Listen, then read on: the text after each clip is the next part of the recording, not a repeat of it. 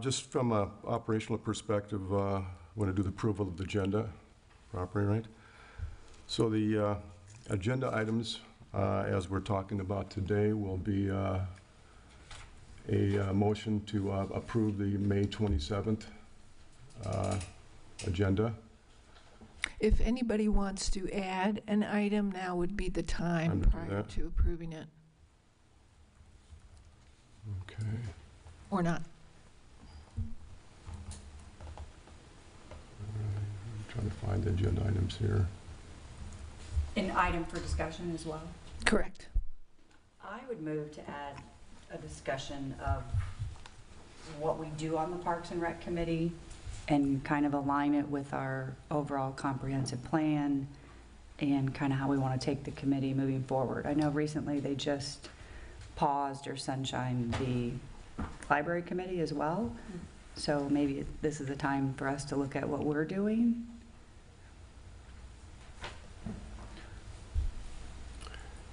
I'd second that motion. We're making a motion to approve that. Second?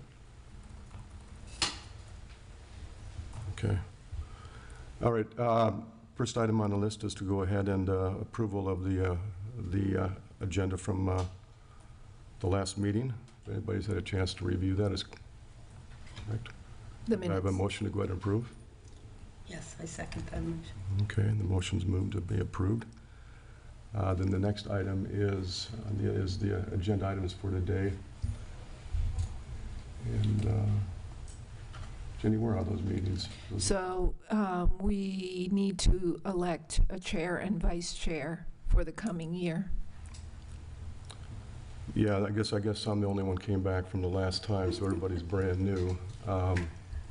So I'd have a motion to go ahead and elect a chair of the Parks and Recreation Committee for the upcoming year. Any recommendations? Well, I think you should do it, Mike. Huh? You've been here the longest. All right. Do I have a second on that? Okay, with that, all right, with that, the motion moves for myself to be the chair for the upcoming year. The voice vote, I'll say in favor. Yes. Aye. Okay. And then we need a motion to appoint a committee vice chair for the 2025-2026. Any recommendations? Would you like to be vice chair? Sure. I so moved. All right, all in favor? Second? All right, everybody in favor? Aye. All right, fantastic. So that motion is approved to appoint Liz as the vice chair for the upcoming year. All right. Then the next agenda item is, I guess Mandy's going to go ahead and give a presentation. I do. We'll I go have through the a points. short presentation that we can kind of go over. So if we're Fantastic. ready?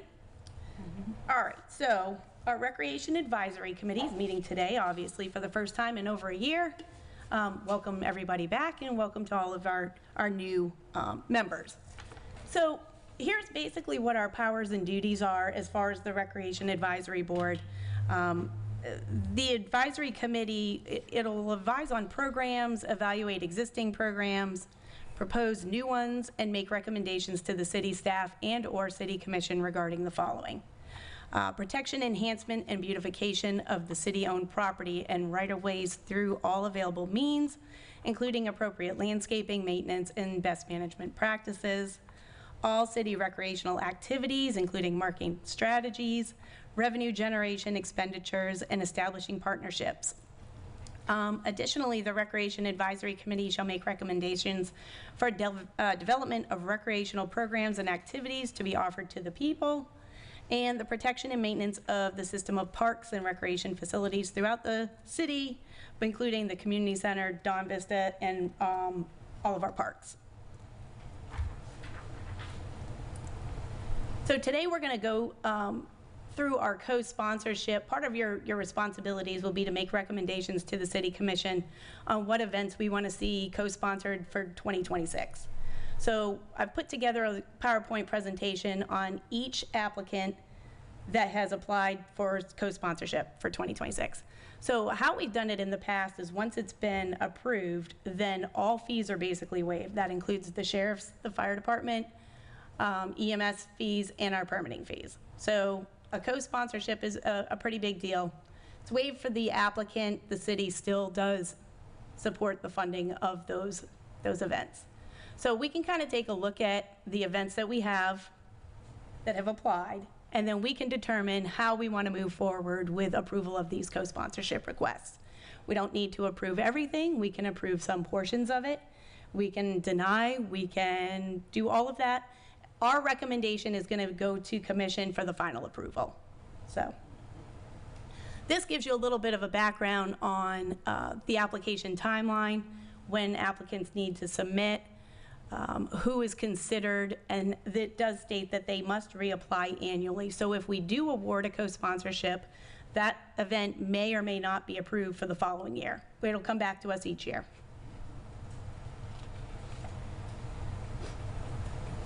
Co-sponsorship for nonprofits and or St. Pete Beach schools are preferred for sponsorship. So kind of keep that in mind when we go through these events. Historically, like I said, everything's been included, including permit waivers. And then we're just going to determine today kind of how we want to move forward with this. Do we want to continue that same process, or do we want to try to change it a little bit? So our first event are our Corey Avenue Craft Festivals. So this is actually a temporary license agreement. This is something that we will continue to probably operate the exact same way, but I just wanted you to be aware of the permitting costs and the sheriff costs that are associated with this type of event. This event is held 4 times a year on Corey Avenue and is sponsored by the Corey Avenue Business Association. Feel free to stop me if you have questions about any of these events. Ken? Question. Sure. You mentioned that the fees are waived, so the permit fee is waived, and the city just gets no revenue off of that. Correct. The sheriff fee I see here is $4,752. Is that the same as last year? That is the same as last year. So all of these fees that are in here are the fees that are currently being charged. So this event currently does pay that $4,752 for the sheriff's department. Okay. If we were to approve it in the future, we can approve it waiving the permit fee and keeping the sheriff's fee. We can approve it eliminating all fees, or we can approve it to continue on and operate requiring a permit fee and a sheriff fee. Where is this structure coming from? Is it coming from you or from someone in the department who puts this together to present to us? This has been historically what we've done as far as our co-sponsorship. So what we do is, like I said, these are the applicants. These are the people that have applied, and then we go through the whole process of how we want to go ahead and approve them. I have a question. Sure. On the sheriff's cost and the permit, is that for each date, each weekend, That is for each weekend. each one? The sheriff cost, you'll notice, the sheriff's cost is going to be the most significant cost for all of these events. The permitting fees, that's a total permitting fee for the whole, for 4 events, but that sheriff cost will go, that's each event, per event. Do we have an overall yearly budget set aside? That's what we're kind of determining now. So whatever we decide now as a committee, we'll put forward to the commission and we'll include it into our recreation operating budget. And what So our other- recommendation. Besides these events, like how do we know the other costs then that we have, like for, the parks and the, That's what we're working on now as a department. So we're putting together our annual budget, which includes all of our operating costs for the recreation department. Parks and Beaches has recently been pulled out of the recreation department and has gone back over to our public services department. So public services is now under the purview of Camden Mills, who is here with us today. So if we have questions directly related to parks or beaches, maintenance or upkeep, we'll probably direct them to Camden. Now, that's going to be in his budget. So in the recreation budget, we will have recreation and aquatics. aquatics? So do we start yearly, let's just say with a $50,000 budget? And then we start peeling off these events? We can peel off the events. Basically, what we're doing right now is this is for our costs for operating. So if we do want to do anything with sheriff, we would add that into our operating. Right now, I have it set as 0. We don't have any sheriff costs. This is completely a wash at this point. if we did not approve any co-sponsorship. These event permittees would be required to pay the full amount if we decide not to approve any co-sponsorship. Got it. I ask a question? What does this have to do with Parks and Recreation, Corey Avenue? There's no park on Corey Avenue that I know of. This is under the recreation portion of the Recreation Advisory Board. So part of recreation is to do all approvals of special event permits throughout the city. What recreation activity takes place during this Corey Avenue? It's a special event. Okay, I just thought this was Parks and Recreation. This is. I mean, it's a special event application through the Recreation Department for an event that's held off-site. We also process all of these special event applications for trade winds, for Serrata, for any of the resorts, any of the condo associations, all of that. But just a preview under the regs has something to do It with is. regs, but it's part of your job. Okay. So I have a question. Sure. What you're presenting us is what is presented every year to this committee. Correct. And after we approve each of these, or disapprove, or whatever we send, goes to the full commission, It which does. then decides as their budgeting based on the recommendations of staff members. Correct. Okay, so there's nothing novel here. No. Unless you want to point out any changes or differences in each of these, whether it's new or changed from the prior year. Correct. So we're just going through as all new board members of what the existing events are that we co-sponsor, that we have co-sponsored in the past. So we're just going through the process right now, and I'm introducing you to these events. So the first one, like I said, is these 4 Corey Avenue craft festivals that we do out here on Corey Ave. Do you evaluate these events each year to determine if they meet the stated goal or desire of the commission? Is there any feedback of, oh, this is a great event, the people really like this, or this was not well attended? We do. We review it. It's not just the recreation director that will review. We also have the fire marshal is involved and the sheriff's department's involved. So that's our small committee that kind of determines what the fees are, and then we will review the events with the event organizer after to see if it was successful, if it's something that we want to continue, or if we think it's something that's going to grow. The ones you're presenting here are the ones that you're considering to be successful and should be continued? For the most part, yes. Some of these are going to be new events. Okay. Question, who gets the revenue on the craft? On the craft festival. That's going to be the Corey Avenue Business Association. They are a nonprofit, and then what they do in turn is they'll do upgrades to Corey Avenue. Got it, okay. All right, so our next event is going to be the Mardi Gras celebration. This is on February 17th, held on Corey Avenue. The permit costs, the sheriff costs, and EMS costs are all listed there. This is a very well-attended event. Completely closes off Corey Avenue from about Blind Pass to Boca Ciega Drive, and it's always very well-attended. Same thing with this March 14th event. This is the St. Patrick's Day celebration, again held on Corey Avenue, and you'll note the permit fees, the sheriff costs, and the EMS costs for this event. 2026 Home Tour. This is a Pass a Grill Women's Club Association event.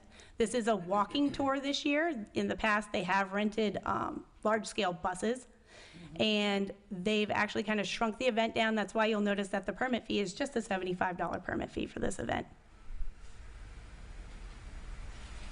Party Under the Lights. This is 8th Avenue Visit Pass a Grill Business Collaborative. You'll notice the funding requests.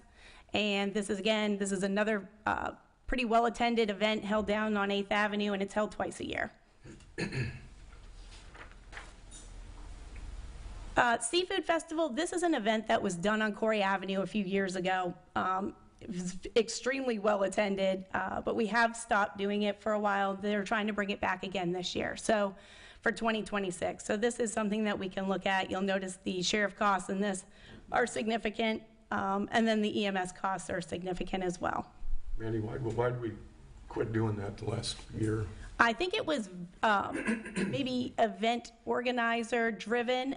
Now this is kind of Corey Avenue Business Association driven. They do have a new event organizer. The last time that we spoke with them, the event organizer was going to be the same organizer that does the weekly Sunday market. Okay. So a little bit better control of the venue space is why they want to bring it back again. Thank you. Okay, end of summer party. This is a new event for Corey Avenue. They are requesting this party basically just to have a band, kind of like what these other events are, but not at such a large scale. Their band might be a little bit smaller. They're still working in the planning portion of this. So if approved, they would be just an end of summer party, welcoming people out to Corey Avenue.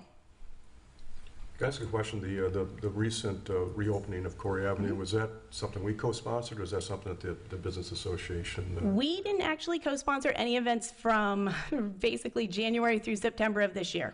We have required all permit fees to be paid, and as well as sheriff and EMS. Okay, just curious. In the past, that is something that we would have co-sponsored. Okay. This next event, this is a Halloween block party. Bella Vista neighborhood puts this on every year. This is permitted by a private resident out there, but it is considered a neighborhood block party. That's why we've included it in your packet. You'll notice the permit fees there, as well as the sheriff and EMS. Is it open to the public? Yeah. It is open to the public. They'll let anybody go down there and participate, but consider it basically a block party for what they're doing. Yeah, they actually have Ubers showing up, bringing people in from outside, I think. Very well attended and very fun event. So Corey Avenue is proposing a trunk or treat event. This is something that we have traditionally held over at the community center. This is something that the city and the recreation department would be very interested in participating in, as well as like help organize it. So again, this trunk or treat event traditionally was held at the community center, and we wouldn't mind bringing it over to Corey Avenue and assisting. Community Bonfire, this is an annual event that's been going on for as long as I can remember. This is done by Passive Grove Community Association. The significant fees here are going to be the EMS. They do require fire watch for that event. Corey Avenue is proposing a holiday golf cart parade and concert. This is an event, again, we used to do through the recreation department, a land parade down Corey Avenue. We really used to do it down Gulf Boulevard, and we would turn on to Corey Avenue.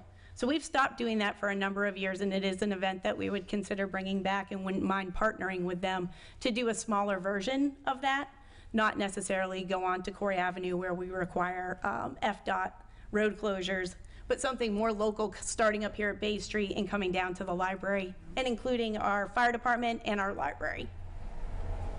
You're talking about not going down Gulf versus Corey. Correct. So make it more just a Corey Avenue event coming down here, but hitting the library and also hitting the fire department with different special events set up at each one of those locations. We think that could be a pretty successful event. And bring it back. So those are the co-sponsored event requests that we have received for this year. And what we're looking for is a recommendation on how this committee feels we should proceed with the approval of those co-sponsored. Do we want to do a full approval? Do we want to approve certain portions of the permits or their requests, such as waive the permit fees but keep sheriff costs? Do we want to not approve any one of these specifically? So we're looking for your recommendation. And these have not been, they're not in the budget currently at this point? Not yet, So correct. all the commissioners get to vote on it? Correct. Okay, all right. Any discussion on the items at all, on the issues? Well, where do the funds come from again? Right now, the permittee is paying for the funds, are paying the permit fees, they're paying the EMS, they're paying for the sheriff's department. Now, if we decide that we're going to co-sponsor, then the city would include that in their budget. So as part of our funding, we would be approving, the permit fees, we're waiving those. That's something that would come out of our. That's a pass-through to the city. That's a pass-through the city. With that to the city. If we were to waive the sheriff fees through a co-sponsorship, the city would still be required to pay the sheriff fees. We would have to include that into our budget. And can you go back to one of them, just so I'm getting my head around this, right? So the funding request, the permits, although that's a pass-through, it is a loss of revenue because traditionally somebody has to pay that would have to pay the money. Correct. So, okay. Then the sheriff component, is this our portion of it, or is it the whole in totality? the sheriff costs? Holiday Golf Of Party, each event. if I go to, there's a Corey Avenue Business Association, which portion of this are they? If we were to approve this as a co-sponsorship, the city would pay that full $792 to the sheriff's department. Okay, and Corey Avenue Business Association pays, They wouldn't pay any. okay. And as part of this committee, I mean, I feel like the community realizes we are very hard up for money, revenue coming in. Will we have an opportunity to see where other requests for expensive changes could, like, these are all, I don't know. Like, I've heard some people say, like, the cooling of the pool is incredibly expensive, apparently. I mean, I've been in there, your lips turn blue. And, you know, I don't know, I heard about the basketball court. Right, so right now, we're still And down that's in our extremely gymnasium. expensive. And these are just some of the things that I know. And I don't know if these two things are part of our responsibility. It will be, so I think that goes back to what Liz was also asking for to be added, so that we can kind of talk and see where we want to take this board and where the responsibilities will lie. So budgeting is going to be part of it. It is not included in any of the presentation that I've put together for you for today. Okay. But in the future, to determine those kind of costs, yes, and to, talk about what we want to see, and recommendations from the community on what we can cut, what we can keep, what do we need to add, yes, that will all be included. Yeah, I guess it's just a different way of looking at things. Approving things without any money is a lot different than if we had money. Right. And approving things. Okay. Yes. I understand. Yeah. Will any of these events not be able to take place if they do not get a co-sponsorship? Well, I can tell you that right now, all of these events are taking place, making the payments on these fees. So for this past year. Now, the only event that we have not had that has not paid before is the Paso Grill Bonfire. So I know in the past, traditionally, that event has not had to ever pay anything, this bonfire one. So whether or not that they would still be able to continue to do that, I couldn't give you an answer. Why is there no sheriff fee to that? That is a really busy, I think when we spoke to the sheriff, they said it wasn't going to be required for that event, but the EMS is definitely required. So basically, we get the sheriff's input, whether or not they feel that that's an event that they need to staff. Oh, interesting, okay. And by staff, you mean extra staff? For the sheriff's department to do off-duty, yes. Correct. Now, that's not to say that a community policing officer isn't going to be down there at the time of this event. They're just saying that they wouldn't require additional staff outside of a community policing officer patrolling in that area to be at that event. But they do at a community block party? They have traditionally in the past, yes. Because, I don't know. I don't have the answer to why they did it for the block party, but they wouldn't do it for the, seems odd. but they wouldn't do it for the bonfire. I mean, how does the Corey Avenue Business Association, how do they drive their funding? Is it just by the contributions of each one of the businesses on Corey Avenue, or? They're funding for these events? Yeah. I believe so. I believe that's how they've been go about getting their funds to be able to do the concerts that they have, the It's all free permit gratis. fees. I mean, you show up, there's no bucket out there for, contributions. Right. My understanding is they make a lot on the craft fair, because the vendors pay for the tables. For that piece of it, yeah, that would make sense. So it for- might drive their whole budget for the year, For the year. but I don't know that. Okay, I got you. Just curious. No, I'm sure they make money on the big St. Patrick's Day parties and things like that too, don't you think?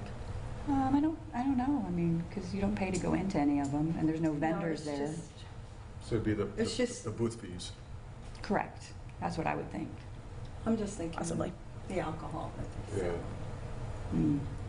Probably pays for the band. But a lot of this is obviously the city gets value out of this, right? We It does. We come Oh, all the yeah. time, and then people come from all around, and also the people that are the tourists on the, on Gulf, right, all the different hotels. Right. Ever kind of try to figure out how some sort of contribution to the hotels that, We're trying to work on that I mean, that's- portion of the they're puzzle getting next value on out of our, this. yeah, that's on our list, but, You I mean, know. the economic impact and the amount of people that these events on Corey Avenue and 8th Avenue in particular, Right. I mean, they really drive a lot of these events and, you know, people to the area that don't normally come here. The businesses are all doing well on Corey Avenue when they have these events, you know, there's 8th Avenue businesses that can do well. You know, and it's a good, fun thing to meet with your neighbors. I mean, especially after going through these 2 storms, you know, there's needs to be opportunities for you to come out and socialize with your neighbors. A lot of people aren't living on the beach still, so it's a good opportunity for you to come out, touch base, and see how your fellow people are doing. I think it's a significant value to the city and Corey especially, but it'd be nice to kind of figure out some model where others that are getting value out of this, i.e. the hotels, contribute to this as well, because tourists are coming and they love to go, Yeah. they're going to events, right? They- Sure. You got the beach, and the beach is the beach, but at some point in time, it's okay, let's go down to Corey Avenue because they're having a band or they're having whatever going on as well, so. And that's definitely something that we can look at when we bring this back to you all next year. And consider adding in some additional details such as the attendance and if there's bands and concerts and things that that's being paid for by the business group. We can definitely add that for the next And year. if there are metrics, other metrics or goals, or the idea is to bring people in from out of town, for example, is that being achieved? Or the idea is to bring kids in to trick or treat, is that being achieved? Or is it just strictly the neighborhood, things like that? Benefiting, yes. Okay, we can definitely add that. I wanted to go through a couple of events that we are planning through our recreation department. 2025, we've got coming up July 4th, Salute to the Military. We will be holding a concert over here at Horan Park. There'll be food vendors, there'll be craft vendors. We're trying to work with Suntan Art to have some vendors out there. Fireworks will take place right here on Corey Avenue on the east end. And then again, we'll be bringing back our October Concert in the Park series, our holiday boat parade and tree lighting that was held annually. And then, like I mentioned, we'd like to do something where we bring back some sort of land parade, holiday market, brunch with Santa, big blowout on one Saturday.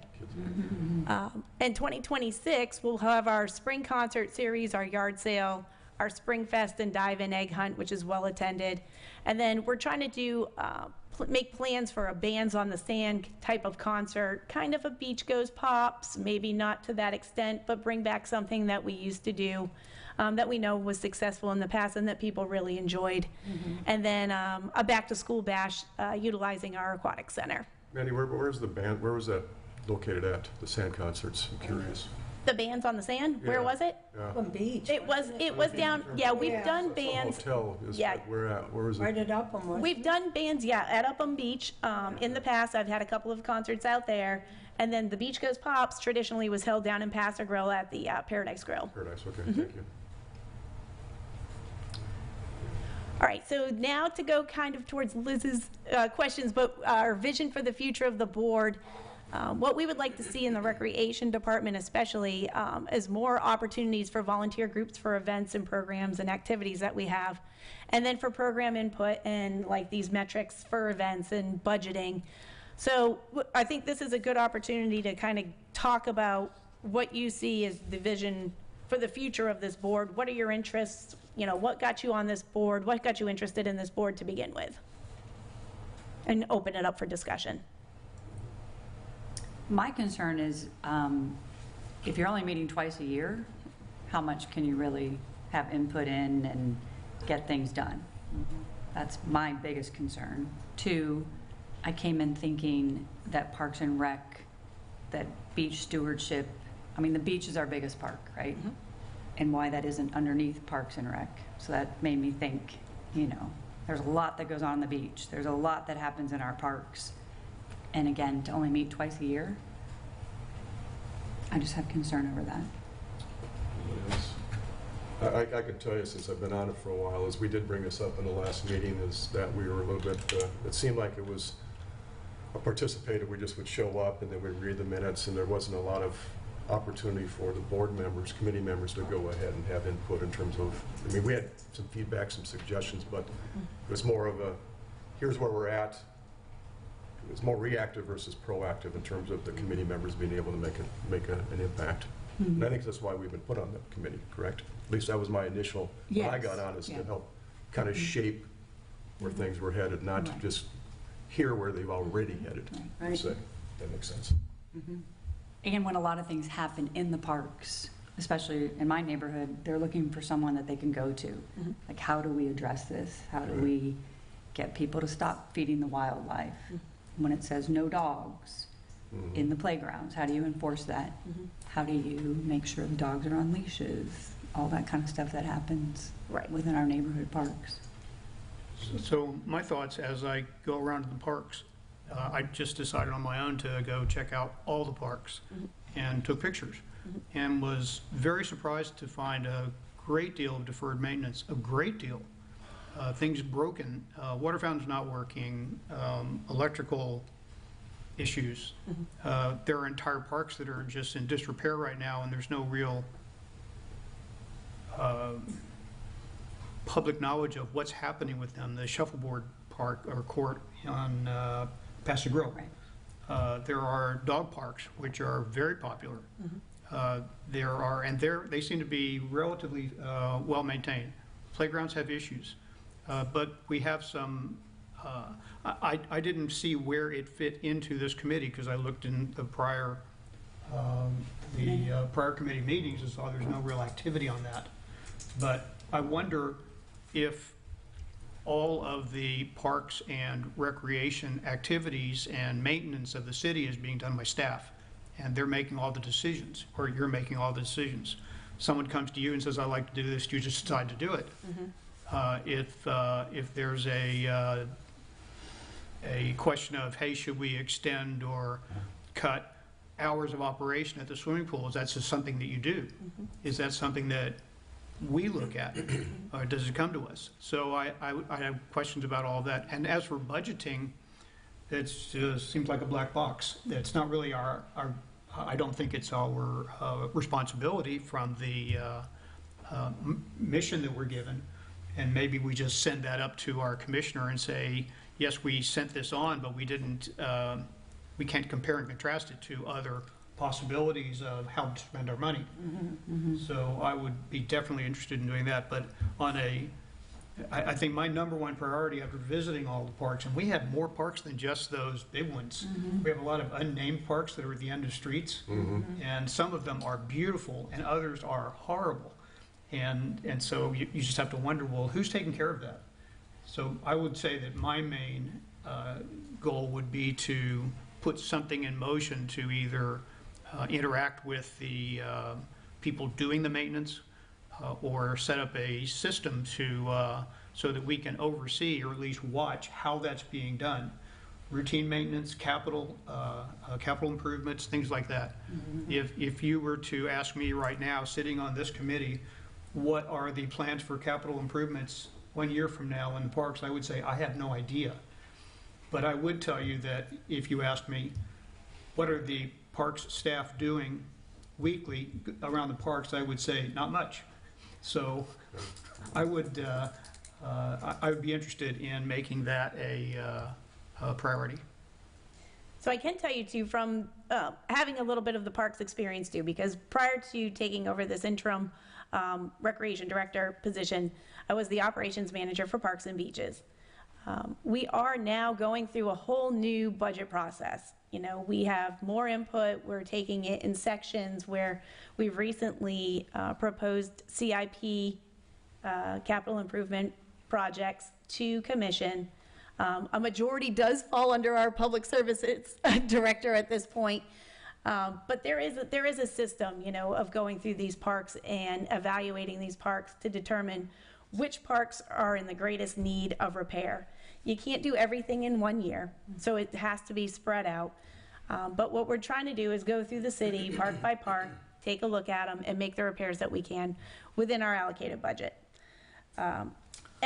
Any routine maintenance issues that you see, and I would tell any resident the same thing, we are really pushing the SeeClick Fix app. If you go in there and you document and report the issues that you see at these parks, that then gives you a tracking mechanism, as well as our Public Services Department, to be able to prioritize in the parks the areas that, need to be repaired. If it's a water fountain at McKinney, let's say, and there's another water fountain at McKinney, that may not be a high priority item for staff. So they're working their way through the issues that they see, but to me, your best tracking mechanism would be to report it through See, Click, Fix. And then that gives not only you the opportunity to see where we're at, but also our Public Works. Hey, Mandy, what, post-Helene and Milton, have we lost any headcount within those departments? Have we lost headcounts? Yeah. Yeah, well, we've transferred them. So now it's, like I said, it was, Parks and Beaches was underneath the Recreation Department. Now they have gone to Public Services, and we're working through a whole reorganization. So at this point, we're determining where the needs are. Is it going to be in streets? Is it going to be in parks? Is it going to be beaches? Is it going to be wastewater, stormwater? Because now it all falls under the one purview of the Public Services Department. Okay. Yeah. Question, so after the hurricanes, that was a rather extraordinary event. Did city staff undertake an evaluation or an inventory of what the damage or needs of the parks were, and then come up with a plan to address it? City staff did, as well as FEMA. So, I mean, FEMA's been into, we've noted all of the damages in these parks. That's also gone to FEMA to prioritize what needs to be repaired. Can we get access to that? The FEMA documents, as far as I know, we could. The access, the evaluations that you did. Yeah. For example, we're tasked to give advice on what to do at the parks, and that's a major study that was done that I think would be helpful for us. Yeah. My big concern is that by moving this underneath Public Services, it loses the focus that it would have had as a standalone, because we have a lot of other issues regarding waste, sewer, and everything else, right? And some funding issues that are going to, so how do you keep the focus on the parks component, which is very visible to a larger part of the community? I mean, I live right across from a park, and I can tell you that. It took a while, as it should, but it still kind of looks a little bit sketchy. And it sounds like you Which one was that? it's over in Bella Vista, the one I've got. But yeah, that's just kind of my concern, is that we're going to lose focus on some of this. And We can do it's been how many months has it been now? 8 months. 10 months. We should, It's been, if they would have been focused, hard. they would have got more of this fixed than they have. Right. I think as far as the vision for this board, I mean, because it is a recreation and a Parks and Recreation Advisory Board. I think what I'm hearing from you is there's a lot of concerns within the parks maintenance portion of that. So we need to try to find a way to build that back in. So would it be fair to say the parks maintenance, the budgeting are your two main priorities of this board moving forward? Budget? Yes, items? yes, and for immediacy, I'd really like to see the hurricane evaluations. and I like the entertainment and, A portion of that, yes. No, I don't want to get rid of that at all, but I just want to know when we move forward with this board, what do we want to present to you all? And what do we want to get your feedback on? What do we want to get your information on? So, those events I think are wonderful. I just think how we pay for them. Or, The same way we always did. yeah. Yeah. I know, it's just that, I mean, Is it our also, roads and so many things are just really in need of repair. Yeah, and who is giving a voice to the parks component to the Public Services Division, right? Because they're operational in nature most of the time, right? As they should be. But yet, if it's a pecking order, where do we fit within that pecking order of priorities? well, we definitely want to state our case as to why we feel that Parks and Recreation is a valuable, component to the budget and to And it is. the city. I mean, we definitely need to come up as a board. We are the face of not only to the residents, but also the tourists and everybody else as well. Oh, without a doubt. I mean, you notice a park, right, when you come over the bridge from 75th Avenue Yeah. the first thing you see is the park. Yeah, so. So would it be helpful moving forward that we decide as a committee that we do need to meet more than twice a year? And I agree, it's hard to approve all of these costs for these rec when we don't even know what the overall budget is. I think it'd be easier to be like, in January, Parks and Rec, you have $100,000 in your budget. And then we address, allocate those where do funds? we, yeah, okay, this park is in dire need, we want this to go here. And then, yes, commission, they can approve it. And then as it trickles down, you look at these people, I understand you want to have a holiday, parade or a block party, but the funds are this, we need to repair the parks first, and we'll go ahead and waive some fees, but maybe not all of them. I mean, it's just hard to sit here and, for me, to approve all of these costs 100%, not knowing the effect that it's going to have back on the city and where that's going to drain from the parks. They're here all the time, and they service everybody every single day versus an event that may be one day a year.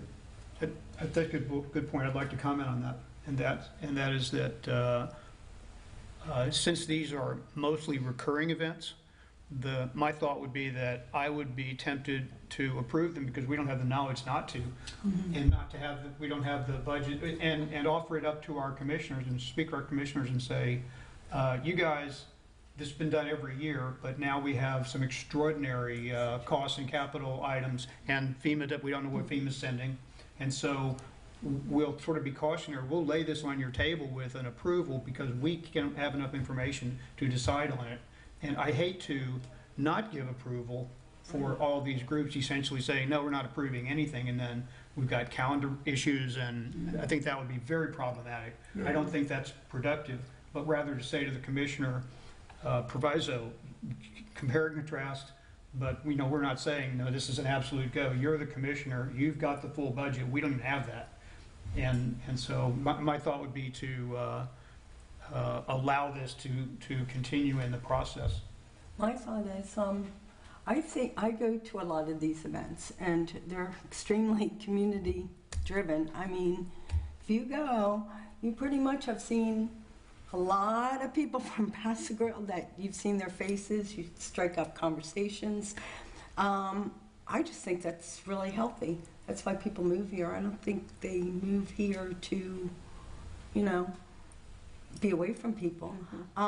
So for me, that's really a high priority, the social events. I really think that that's important. People move to St. Pete Beach for the social events. To get outside, to go see activities. And the small business, I mean, all these events, even if they're at Harm Park, they just help all those guys from the Swigwam to Twisted Tiki to Chill. I mean, it just helps everybody. There's just, in my opinion, there's no reason why we shouldn't have these community events. It's just, how do we pay for them? Correct. And I love parks too, but I don't really have the time to sit in the park. It's like, How have you done it in the past? What have you approved? 100%? Yeah. Or It has, in the past, there have been events that have been 100% approved, yes. I don't know, I'm not aware of any events that have been denied approval once they've gone in front of the Rec Advisory Board and then to commission. We're still kind of like researching that and figuring out with our new budget process how we do want to move forward with this. So we're just kind of getting input today of how we want to move forward with this committee, with this, co-sponsorship, all of this, how we want to attract maintenance, how do we want to do any of this.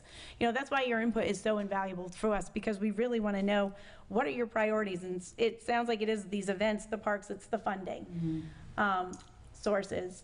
So We can go out into the community. For example, you're in the Corey Avenue is whose district? That would probably be, is that North Beach? Yeah, that's to 72nd, that's yours. Okay, And Yeah. then mine's from 72nd to 50. there you go. 55th. Yeah, there has to be somebody in charge of that you can talk to and say, hey, we're part of the advisory committee and we're curious. And then you can come back to our next meeting, which I hope is very soon. Not twice a year. I'd like to do it next month. You mean for the events I, that exist on Corey Avenue? I'm just saying, go visit them. I mean, and ask about, how it's funded and what their nonprofit status is. The Corey Avenue group, the various groups that are putting this together. If you're curious about, for example, if you were to say, hey, they should be funding more, before we toss that in their laps, I'd certainly want to talk to them and find out, how they operate, whether they're shoestring, whether it's a charitable organization where it makes money and gives it away. I'd be curious to know how that works, because I have no way to pass judgment on it. I don't know, I don't understand it enough. And I agree that these are really good events. I know some of those things on Corey, and that's your district, but I do know that they partner with each other, all those businesses, very closely. It's not, how could I There say is an this? association. Yeah, the association, there may be, but. There is a Corey Ave, there's a Corey Ave Business Yeah, Association. But, Yes. but there's a lot that goes on without the association. There's a lot of just goodwill between each business. I mean, Yeah. the lighting of the theater, all that kind of stuff. It's a very strong network they have down there. It's very good. They support each other wonderfully. That's the You know? kind of input I was talking about, where you bring that to us and say, hey, don't make these people toss more money at this. We have the money in the budget, and they're already doing all of these great things and making these great contributions. Right. That's the kind of information that's really helpful. Okay.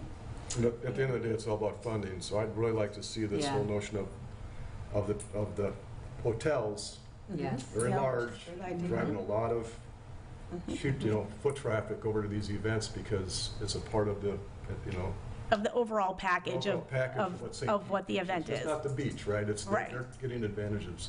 Is there anything that's associated with the new cups that get approved? Do they have to donate so much? I mean, I know they're giving money to Freebie and they're giving money to other things, but what goes We into? are looking into the recreation impact fees and how those fees are used, and kind of getting a better grasp of that, that we could bring back to the board as well for advisory.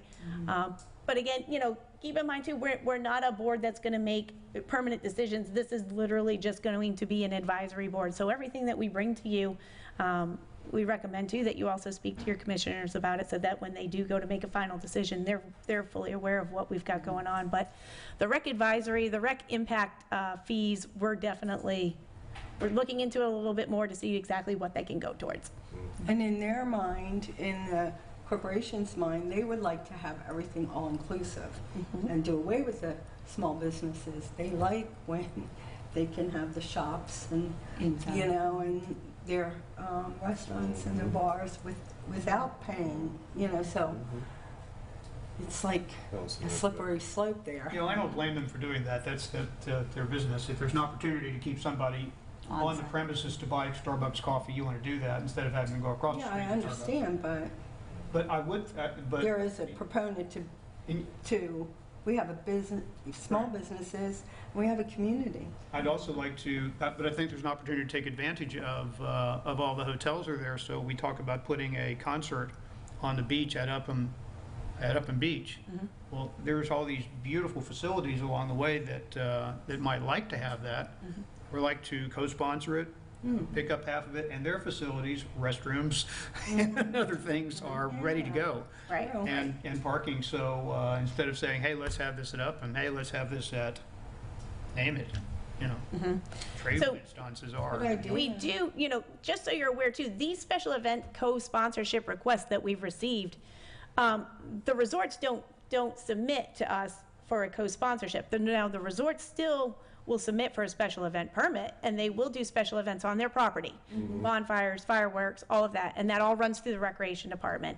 These are just outside events that are held on public properties. Right. So, okay, so, the events are still doing a lot of these. But the Yeah. premise is that tourists are tourists, and they come for the overall experience at the beach, but you also have the nightlife, the restaurants, what activities are taking place. And their constituents, i.e. their, guests, want this type of They they want do. these things to go to. I mean, just, They do. yeah, so they're getting plenty of value out of it. And I don't know what is the overall cost on this stuff. I mean, it seemed like the most of it was the, Sheriff's Department costs are going to be Right. significant, and, for the events that have requested at this point in time, I think it's probably about $15,000 worth of sheriff costs, $7,000 worth of permit fees, and another $5,000 for EMS costs based off of the ones that have submitted. Okay. So we're not talking hundreds of thousands of dollars. No. It still needs to be managed and fiscally responsible, but at It the does. same time. Okay. Provide opportunities.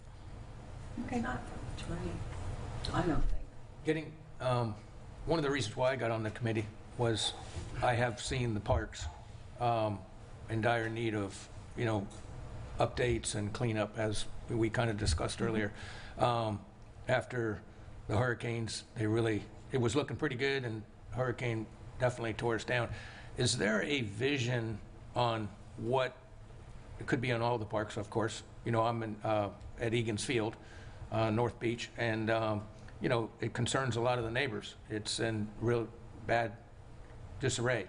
And the neighbors used to click it, see it, click it, fick it, whatever.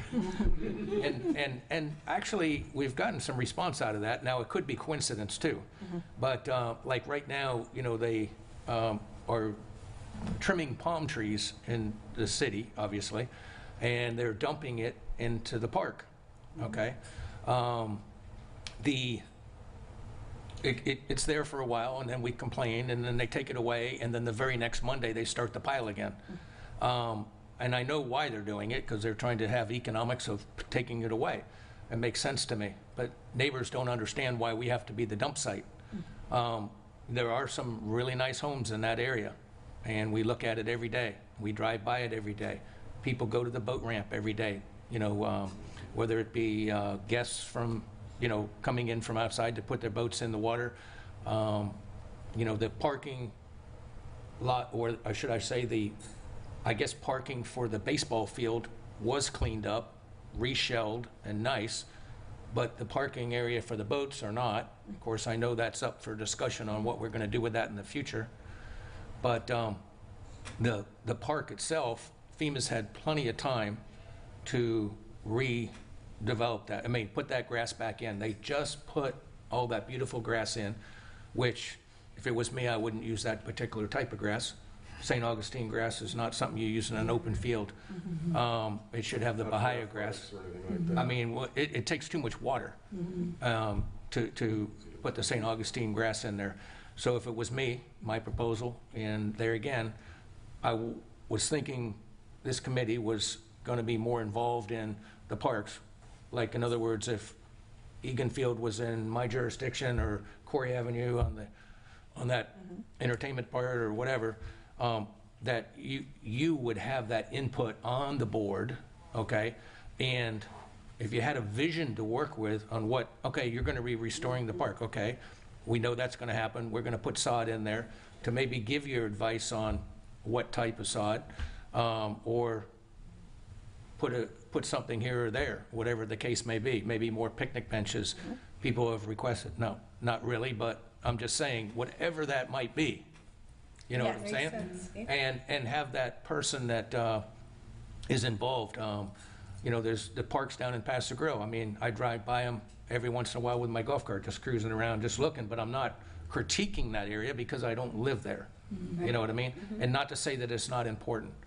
But, I get neighbors asking me, because I have been a little bit more involved in the city over the years, and I do help and clean up the Egan's Field area and the boat ramp. You'd be surprised what people leave and do, and the city can't, bless their hearts, they can't keep up with it, bottles and drinks, and, they'll go to the picnic bench right outside my house and have their drinks, and they just get up and go boating. Okay, there's a garbage can 5 feet away. Really? You can't? But this happens. So I don't mind, cleaning up. There's an American flag there that I participate in, meaning I put it up, I maintain it, I put new flags on it every 3 months or so, and it's rewarding. And it is the outside of my house, and there's a gravel area there that I keep, kind of clean and neat, because it's nice for the boat ramp and that whole kind of area there.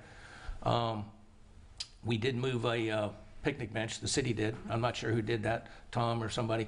And that was nice. And people actually sit there under the shade waiting on their boats or this and that. So I think that was a nice touch. And personally, if you don't have another use, I would leave that there at this point. Maybe even put another picnic bench there that would match, you know, and then that way it would give more people seating, because it's plenty big enough. It had 2 sets of bleachers in there. But that was one of the big things of getting on this board, is to try and help with the Provide a development. Perspective of, you're kind of a regional, your area, your Yeah. perspective, what your constituents Yeah, are well, it's all important, but, you know, I'm new at this here, and, you know, getting on a committee or advisory committee, meaning that I have a lot of good ideas, I think, and you want to express those, and who do you call, who do you do, and you don't want to be a pain either, you know, but I think moving forward, and I know there's a lot of development that they talked about doing at Egan's Field with the boat ramp and parking and things like that, and a soccer field, and We had long-range plans, yes. I mean, Yeah, there's we a did. lot of stuff going on. Pickleball courts, all of that, so definitely. I just think, like you, knowing that area, you have a lot more to look at and to consider than, like, let's say me, I'm, you know, one side of 72nd, there's hardly any parks. I Right. mean, there's a couple end of the road. At the end, Like, yeah. You know, so Sure. you're looking at, and I agree, all that needs to be taken care of Right. course, on the whole, but, you know. Well, a lot of people use that park. They play tennis there. They, there's different, like I said, you wanted to do something different with the basketball field. I mean, there was a whole plan, you know, to put out, but I believe it was tabled a couple years ago for funding. And then also, of course, I did see, and I have in here a rendition of that, what it was going to be, and I had some ideas of that, and then I kind of slowed down a little bit because I heard, don't worry about it, it's not going to happen for a couple years, you know what I mean? Hurricane too. But I want to be involved in that when the time comes, and I think I could save, make it functional, okay? Because I do run boat trailers and know how to operate those, and the boat trailer parking that they had set up was way too close for. That was one of the issues we Yeah. wanted It was. revisited. Yeah. Definitely. I think, you know, overall, I think what you're saying, you know, Daryl, too, it goes to the whole point of what this committee should be. Right. So it's getting input on amenities, it's getting input on, you know, like you said, the sod that we put in. It's getting your input on layouts for parking if we're going to do any kind of changes and items like that. You know, you're out there with these other residents and you're talking to your neighbors, so you know what people want. You know, maybe there's a playground that doesn't need to be replaced because children aren't living in that neighborhood anymore. You know, so what do we want to see as a board as far as what do we have in these parks or at these facilities? What do we see, you know, even as far as programming? What kind of programming do you want to see? What are we doing that maybe we don't need to be doing? So I think that's really the whole goal of this board, you know, to advise on what do you want to see, what should be added, what can be removed, and go from there. So. The, speaking of Egan's Field, little things like, what are they going to do with those bleachers over there? They're just piled up in the corner. We understand the sand pile because of hurricane season, and it's kind of staging, ready to go again. But, you know, it's becoming quite cluttery, not just that. It's Right. just, we got old cones there and barricades. Dumping and ground all of a sudden. Oh, it's just, and now they're dumping more dirt back in the corner, and there's a trailer there that the city has had there I mean, they moved it from the front to the back. Old rusty rundown trailer sitting there. You know, it becomes looking like a junkyard. And really, it's a nice area. I mean, there's a lot of people. Well, it's a park and not an operational public services. Well, yes, and there's place to put that, but they don't want it either. You know what I mean? There I is get plenty- it. You know, to go to the bleachers, you know, just something small like the bleachers. So yes, we agree that it could be an eyesore with them sitting there.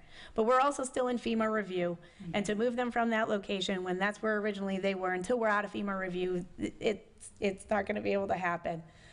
It is used heavily for the sandbag operations, that park is, and it is used currently right now, like you said, for the tree trimming operation. Once that's complete, then they'll be out of there again and we'll go back to the park.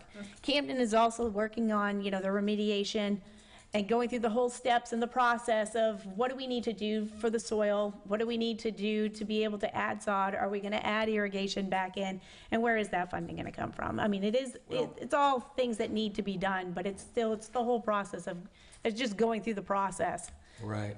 Yeah, so, No, go ahead. no, I was gonna say, what is the FEMA review doing right now? I know we got issues like Mary Pierre, maybe perhaps rebuilding of, the shuffleboard facility, et cetera, but what are they reviewing? Well, we're working with our facilities operations manager right now too, so they're kind of going through the process of what's going to be covered by FEMA, what's covered by insurance, and then what still needs to be reviewed. So as far as even at the community center, we're still under review with FEMA to even see where we're at. I mean, we have one more review with FEMA for the community center, I believe.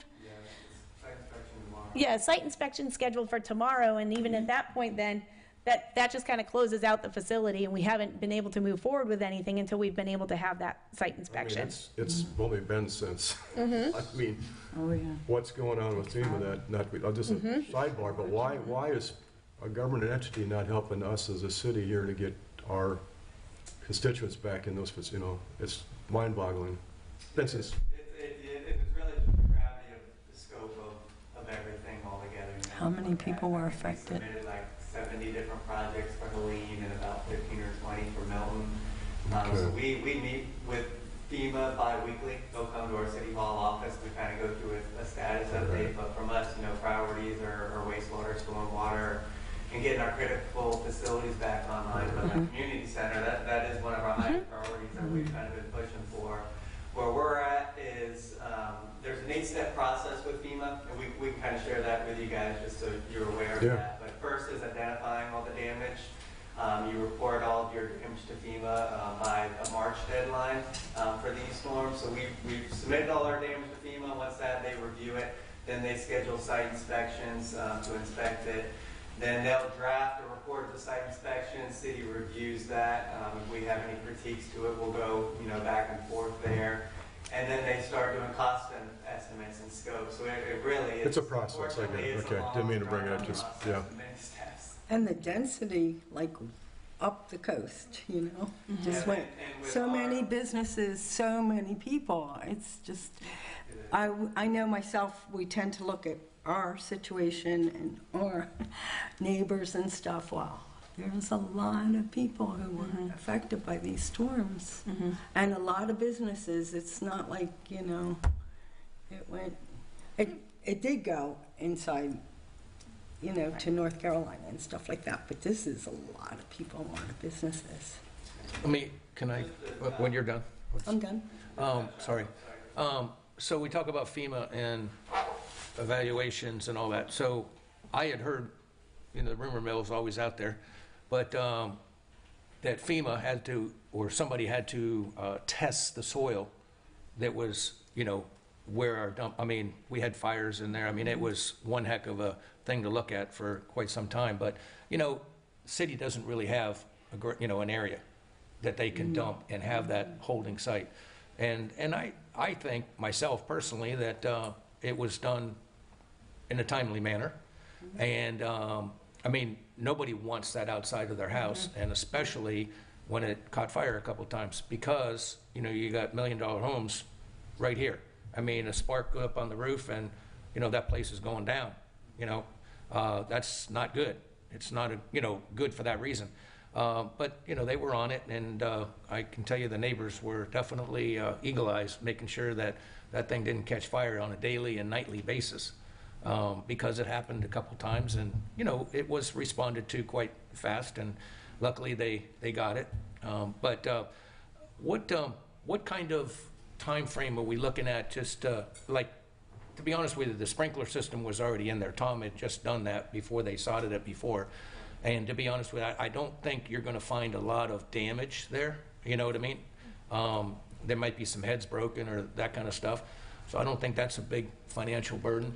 But, what would it take to go in there and level that area off and put Bahia grass in there, and make that more of a pretty site? Right now, it's a site really bad. You're right, and that's our goal, is to restore that area, get it stabilized and resodded, and any irrigation damage where we're at right now with the status is we're waiting on the Florida Department of Environmental Protection. So we get a permit through them to use that area as a disaster debris management site. So we do update that permit on an annual basis, and then after the storm event, we have to go through a process to close out that permit for that damage event that we opened it for.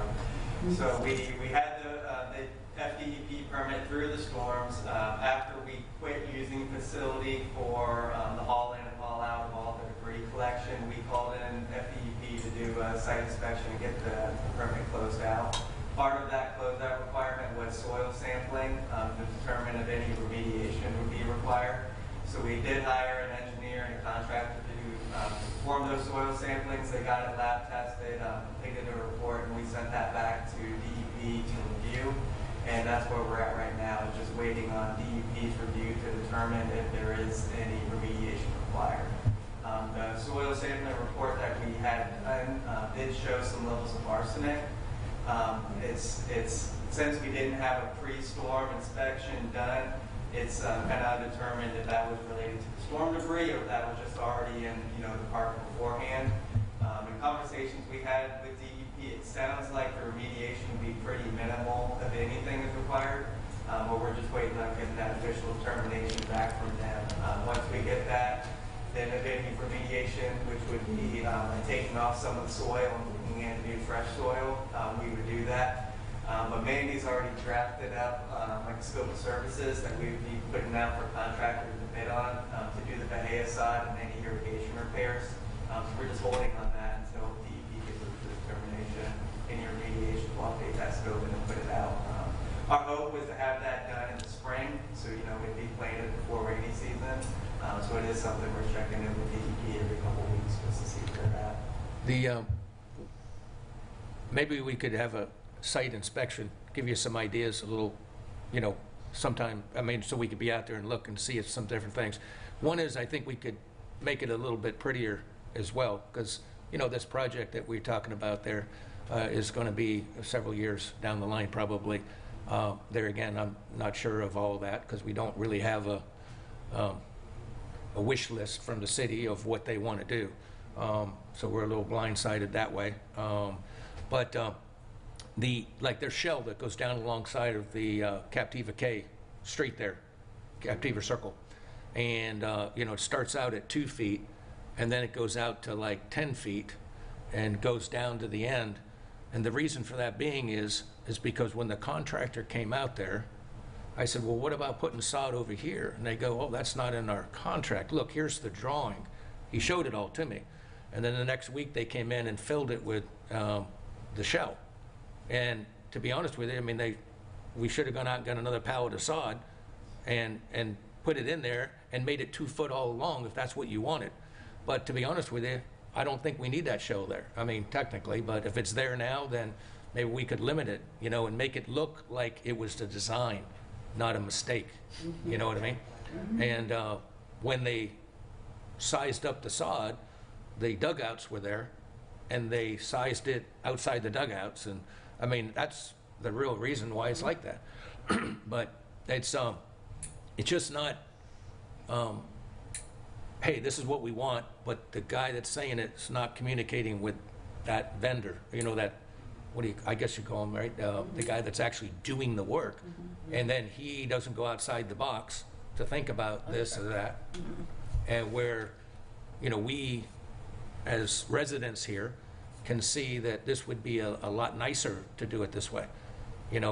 Just like I say, why spend the money to take down that shade tree, the aluminum structure? Let's put another bench in there and make it look intentional, and it for now, you know what I mean? And in other words, we know the vision is out there to do the boat ramp and the parking and maybe pickleball courts and do all this stuff. And there again, I heard about pickleball courts, 6 of them. I've talked to pickleball people, and they're not going to get used. Maximum 4. And what I'm trying to say is we could utilize the area, and I think the same on the tennis courts. Tennis courts are people are going away. They're not doing the tennis. We got 6 tennis courts coming in. Oh. the stuff that I saw, and then there's supposed to be a big soccer field, and that's going to be the general area, I guess, going from the Little League up to the middle, and then parking would be for the boat ramp along the, I guess you call that the east side. And I think that's all good, but it just needs to be fine-tuned, and I think I definitely would like to be on that committee. I thought this was a lot of that, but... It will be. I mean, so basically, with all these CIP projects, we have new priorities now after the storms. So I think from what I'm hearing from you all is, if there's any projects in the pipeline, you'd like to be aware so that you're able to make input before we get to the finish line. And that's something that we can definitely do. So at this point right now, as far as any kind of recreational CIP projects, we really don't have any in the pipeline. So the park, over at Egan right now, the plan is to fix the irrigation and, put the sod in.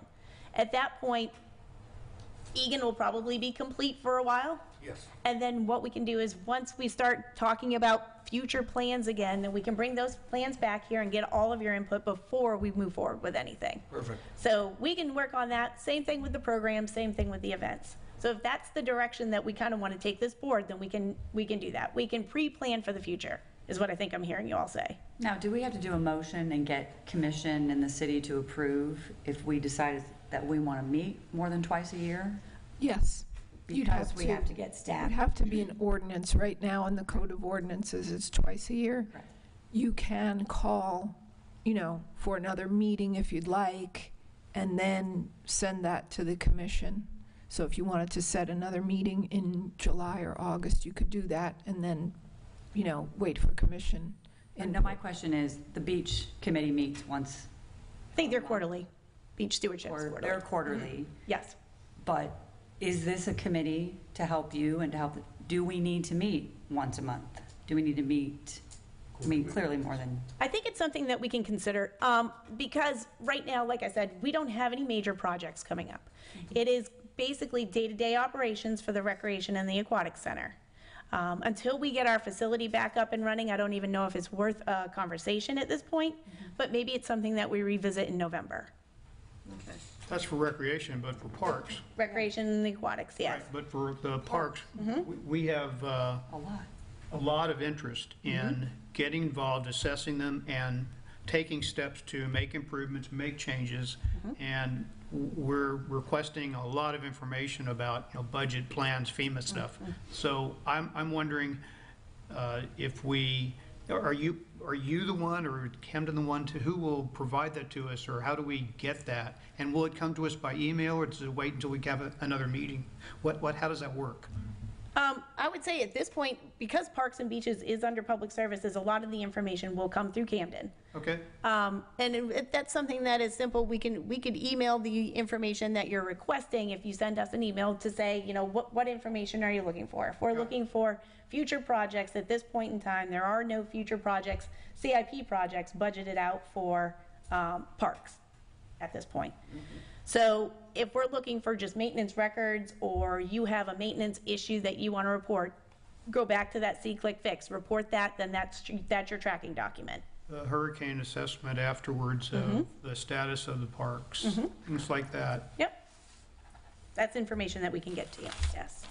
I would be in favor of meeting earlier rather than later, and sooner rather than later. And I don't know if, 1 month is, I think we'll front load our meetings so that we can get information, discuss where we want to go, and then move on it. I don't think we need to meet once a month in perpetuity, but I would certainly be in favor of setting another meeting soon. To discuss. Second the motion. Yeah, I think that we're all, Make a motion for that specifically, Judy? You would try to pick a date and set a date. And it might be hard to do with calendars right now, because they got some... Yeah. Once a month, or? let's, Or another. I'm just saying, let's meet 1 month from now. Okay. And I'm not saying once a month. I don't, Right. I think once we get some of Just the a follow-up information we're of- looking for and get a plan going, then we can back off and maybe, once a Do quarter. quarterly, yeah, Yeah.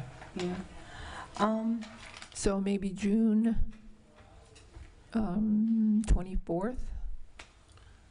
Yeah, I think the issue is going to be is, like in my case, I'm out of country. Mhm. We have a About great after vice July chair. 4th. Huh? We have a Never great know. vice chair. But the I'm not vice here chair- either. Just want to make sure Wanna make everybody's it in around. I June mean, if you'd have to have Maybe a, mid-July, July 15th is open. after the holiday. July 15th. July 15th, 16th, I'm going to be out of town myself. July 15th? the 15th. What was it? Tuesday, July 15th? Oh, July, I'm sorry. Mhm. July would work for me.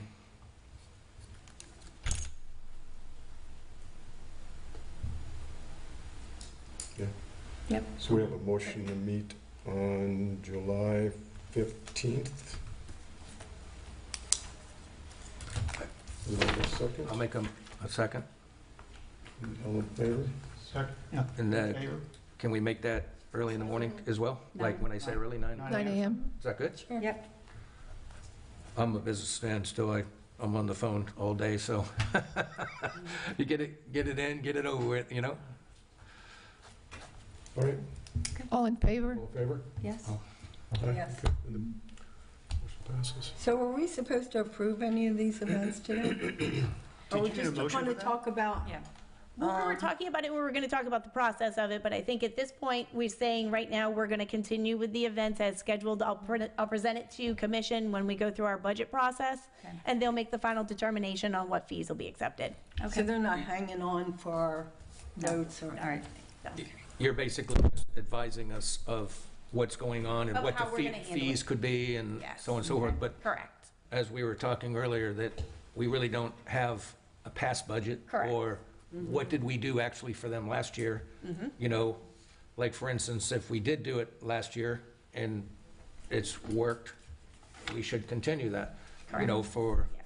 whatever that might be. Yes, that's basically where we're at with our determination for today. Correct. Okay, Yes. sounds good.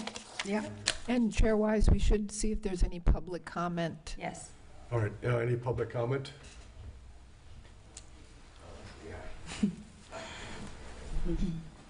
All right, first, I'll start out, I totally disagree with you about the pickleball courts and people filling up. I'm going by- If you've gone to Coquina Key, Northwest Park, all the other places that have 6 courts in the city of St. Pete, try to get on a court, good luck. It's very difficult. I live on Vina Del Mar, across the street from the 3 or 1 pickleball court.